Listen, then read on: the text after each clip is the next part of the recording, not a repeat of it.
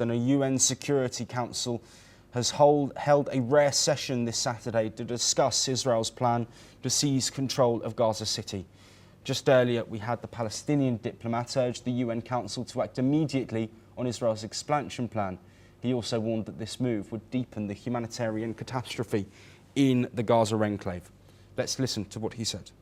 Of course, this escalation by the Israeli government is going in total contradiction to the will of the international community, international law, and common sense, and I even dare to say against the wish of the majority of the people inside Israel. Furthermore, the spokesperson for the UN Secretary General called it a dangerous escalation that could worsen the situation for millions of Palestinians and further endanger lives, and that's including hostages. Let's listen in once again.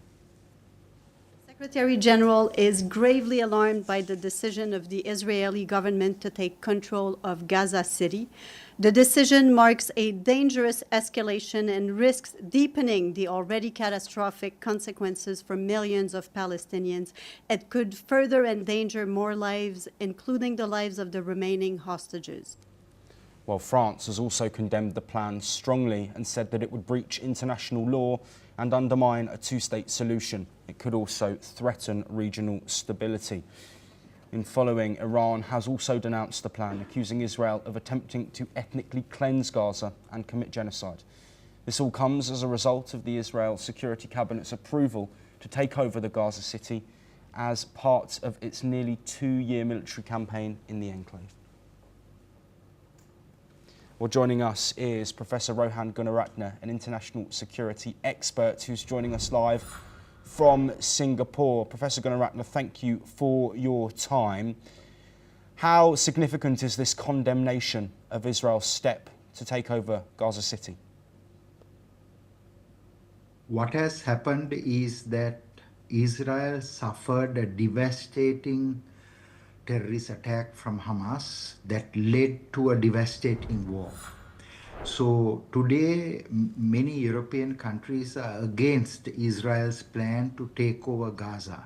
But if Hamas does not surrender, does not disarm, does not release the hostages, Israel has no other option because Israel cannot protect itself. So Israel has all the right to conduct operations in Gaza against Hamas. But because Hamas is using civilians as a human shield, there has been a huge death toll. That is why European countries are against the Israeli operations, continuity of Israeli operations and its occupation. But this will happen inevitably unless the European leaders and the Arab leaders and the Muslim leaders put sufficient pressure on Hamas to release the hostages and surrender and disarm.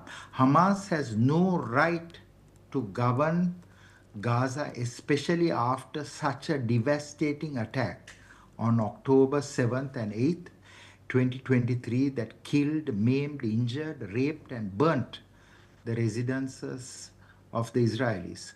So the world must understand that Israel has all the right to continue its operations until its own citizens are freed or rescued.